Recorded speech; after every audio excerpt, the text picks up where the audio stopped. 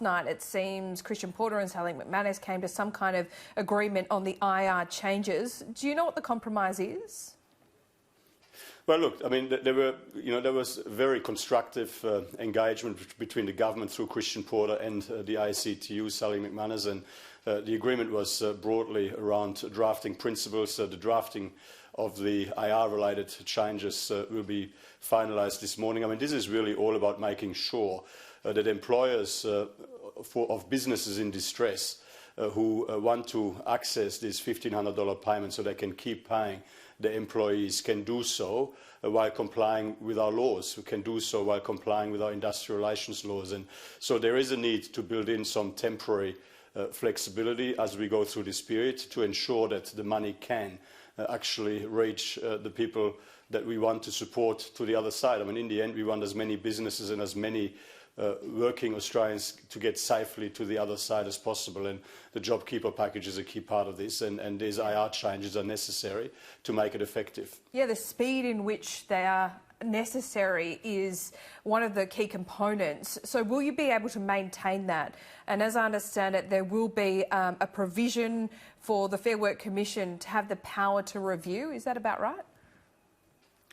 Well, look, I'll let Christian, brief the media, the Labor Party and crossbenchers on all of the specific details, but the principle is that we do want to ensure that we have the right balance. This is about getting the money into people's pockets, into the workers' pockets, in a way that doesn't put business in breach of industrial relations laws, and we do want to ensure that the right safeguards in there, that there's not going to be the opportunity to abuse the system. And we also got to remember that this is a temporary set of arrangements. All of the specifics, I'll let Christian talk you through all of that. Any flexibility on casuals? Well, on casuals, the situation is very clear. The JobKeeper payment is about keeping employees connected, longer-term employees connected with their employing business, and long-term casuals are included. That these are casuals that have had an association with the business that employs them for more than 12 months. That's consistent with the current definition in the Fair Work Act. In terms of casuals that have been attached to a business for less than 12 months, they qualify for the job seeker payment. Now, something that is important to remember is that the JobKeeper payment is taxable. The job seeker payment isn't, and when you're on job seeker, you qualify. Most people would immediately qualify for a whole range of other payments on top of it. We've already doubled the payment compared to what it was, to $1,100, but those Australians on job seeker qualify invariably for rental assistance as well as family tax benefit payments and the like. This is a matter that is pretty well catered for.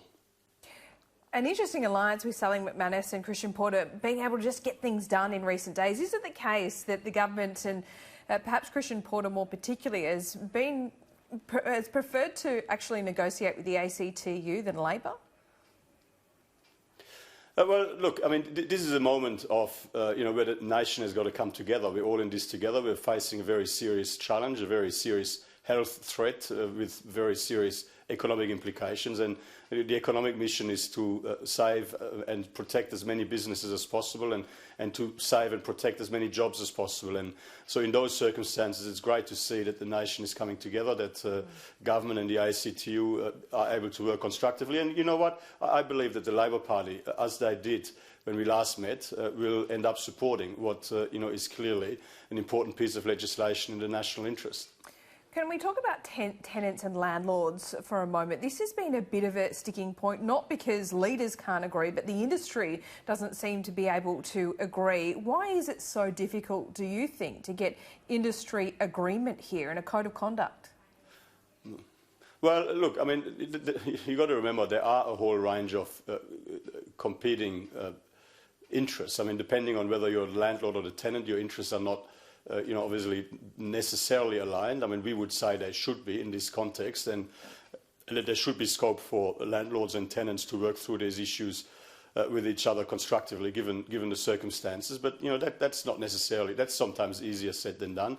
But the National Cabinet today, will be hopefully be in a position to make final judgments in relation to a national code of conduct, which would be legislated through all of the states and territories, and there will be scope in there for landlords who do the right thing in the context of JobKeeper recipients who are their tenants, for there to be land tax relief and land tax deferral options. And so, I mean, you know, we'd like to think, I mean, we're trying to do our bit, providing the right incentives along the way, but we do also expect that landlords will do the right thing here in relation to those tenants who are in financial distress.